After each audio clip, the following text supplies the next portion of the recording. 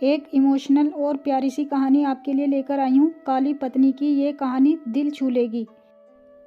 अरे रानी, तुम सांवली, ऊपर से ये काली साड़ी, वो अच्छी दिखेगी क्या तुम्हारे ऊपर? पहले ही तुम्हारे रंग को देखकर लोग ताना मारते हैं। पूरब रानी को बोला। देखो ना पूरब, मैं बोलती तो कहती, सास बोलती रहती है हमेशा। ऐसा लगता है जैसे कौवे को काला टीका लगाया हो। पति और सास का बोलना सुनकर ज़रा उदास हो गई। वो काली नहीं थी, कृष्ण वर्णीय और रानी नाक नक्शे में अच्छी थी, पर पति और सास कलर को लेकर रानी को हमेशा ताना मारते थे। क्या करेगा वो भी, वह गोरा और रानी कृष्ण वर्णीय। लोगों का क्या, वो तो नाम रखने में पीएचडी होते हैं। ब्लैक और वाइट जोड़ी बोलते थे दोनों को। पूरब का मन वैसे साफ था। रानी को अगर कोई कलर को लेकर बोलता तो उसे ज़रा भी अच्छा नहीं लगता था, इसीलिए वह भी थोड़ा बहुत बोल देता था ताकि वह जिद ना करे। लेकिन जब वह बोलता था तो उसे इस बात का पछतावा होता था। उसकी माँ घर में हमेशा कड़वाहट रखती थी। आज भी वैसे ही हुआ। घर में उत्सव के माहौल में सुबह जब सास ने रानी से बात की तो वह थोड़ी घबराई हुई थी। उसका चेहरा भी शांत था। पूरब वास्तव में खुद पर शर्मिंदा था। अपराधी की तरह बैठने के बजाय वह काम के लिए बाहर गया। कई सारी महिलाएं काली साड़ी पहनकर सड़कों पर चल रही थी। सभी ही गोरी थी ऐसा नहीं था, लेकिन उन पर वह काली साड़ी अच्छी लग रही थी। पूरब काम की जगह पर गया। उसका बचपन का दोस्त विक्की और उसका पूरा परिवार साथ में था। जान पहचान हुई तभी पीठ के पीछे से विक्की की पत्नी आई।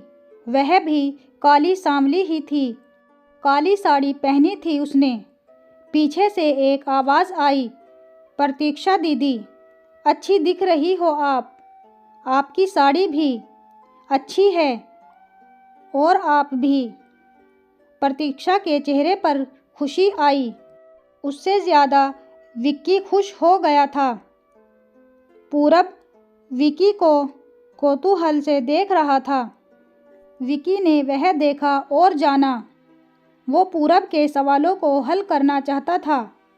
विक्की ने पूरब से सीधे ही पूछ लिया, पूछो तुम्हारे मन में जो भी है, मैं तुम्हें उसका उत्तर देने के लिए तैयार हूँ। पूरब पहले हड़बड़ाया, फिर वह बोलने लगा कि नहीं नहीं, ऐसा कुछ भी नहीं है। विक्की ने पूरब से कहा, तुम मुझे नहीं जानते कि मैं लोगों का मन कितने अच्छे से पढ़ सकता हूँ। तुम तो मेरे बचपन के मित्र हो। तुम्हारे मन की बात भला मुझसे कैसे छुपी रह सकती है। विक्की आगे बोला, चलो ठीक है, तुम्हारा सवाल भी मैं ही बता देता हूँ। तुम यही सोच रहे हो ना कि मेरी पत्नी जो रंग से काली है और आज उसने काली साड़ी पहन रखी है, फिर भी वह और मैं इतना खुश कैसे? पूरब सब कुछ शांति से सुन रहा था और कुछ भी बोल नहीं पा रहा था। विक्की बोला, काला रंग ऐसा रंग है जिसमें दुनिया का कोई भी रंग मिला दें वह कभी नहीं बदलता, यानी कि किसी और रंग की संगत में वह अपना अस्तित्व कभी नहीं छोड़ता। इसी प्रकार प्रतीक्षा भी दिल से एकदम उस कलर के जैसी है, कभी भी रंगीन ना होने वाली लड़की है। वह अपने मर्जी से जिए, यही मुझे लगता है। मैं उसे खुश देखना चाहता हूँ। लोगों का क्या, वह तो बैठे ही हैं बुरा भला बोलने के लिए। गोरी औरत रही तो छिपकली बोलते हैं, काली होती है तो चूहा या कौवा बोलते हैं। क्या क्या नहीं बोलते लोग। ताना मारने वाले मारते रहें। हमें हमेशा खुश रहना चाहिए। वही मैं अब कर रहा हूँ। वो सुबह मुझे बोली, मैं कैसी दिख रही हूँ? अच्छी लग रही हो। तुम्हें ऐसा बोलने पर उसके चेहरे पर वह कोलगेट स्माइल देखकर मुझे सकारात्मक ऊर्जा मिली। घर से बाहर निकले तो सभी बोलने लगे कि अच्छी लग रही हो भाभी। हम दोनों ने अच्छे मन से यह बात सोची, कोई ना कोई ताना मारने के लिए बोला ही होगा ना। उस वजह से जीने की दिशा क्यों बदले। पूरब को उसके घर का सुबह का माहौल याद आया। वह खुद पर ही चिढ़ गया। उसे लगा वो सचमुच में गलत था। मैं ही रानी को दुख देता हूँ। उस वजह से सब उसे बोलते हैं। अब मुझे ही अपनी भूल सुधार कर उससे माफ़ी मांगनी होगी। उसने हंसते हुए विक्की को अलविदा कहा। अपना काम निपटा कर वह एक साड़ी की दुकान पर गया। रानी के लिए उसने काले रंग की साड़ी ली और घर गया। घर जाने के बाद रानी शांत बैठी थी। उसने रानी को आवाज़ दी और साड़ी उसके हाथों में दे दी। रानी को ज़रा अलग ही लगा। उसने प्रश्न पार्थक नज़रों से पूरब की ओर देखा। उसने बॉक्स खोलकर देखा तो काले रंग की साड़ी थी। रानी, मैं लाया हूँ तुम्हारे लिए यह साड़ी। आज पहन के दिखाओ, कैसी लगती हो तुम? अच्छी नहीं लगी तो बदल देंगे साड़ी को। देखने तो दो कैसी दिखती हो तुम इस रंग में। रानी को ज़रा अच्छा लगा। चलो तैयार हो जाओ, जल्दी हम ज़रा बाहर जाकर आते हैं। एक क्लाइंट के पास जाना है, उन्होंने बुलाया है जोड़ी में। पूरब का बोलना सुनकर रानी तैयार होने गई।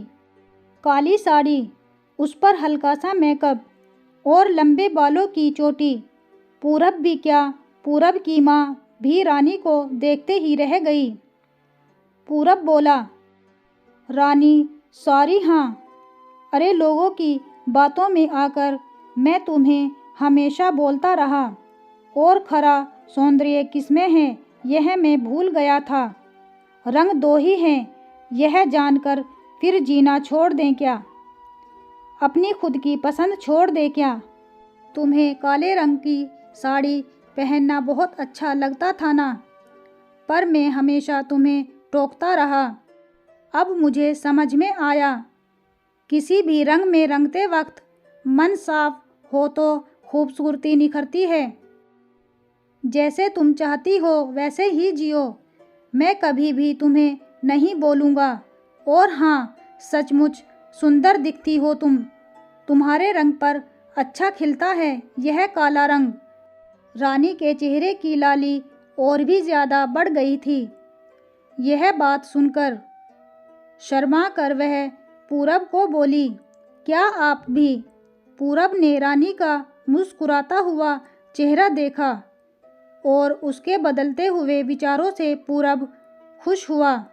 मन ही मन में पूरब ने विक्की को धन्यवाद किया, क्योंकि यह परिवर्तन विक्की के शब्दों द्वारा हुआ था। खूबसूरत दिखने के लिए खूबसूरत दिखना ज़रूरी नहीं है, बल्कि खूबसूरत सोच होना ज़रूरी है।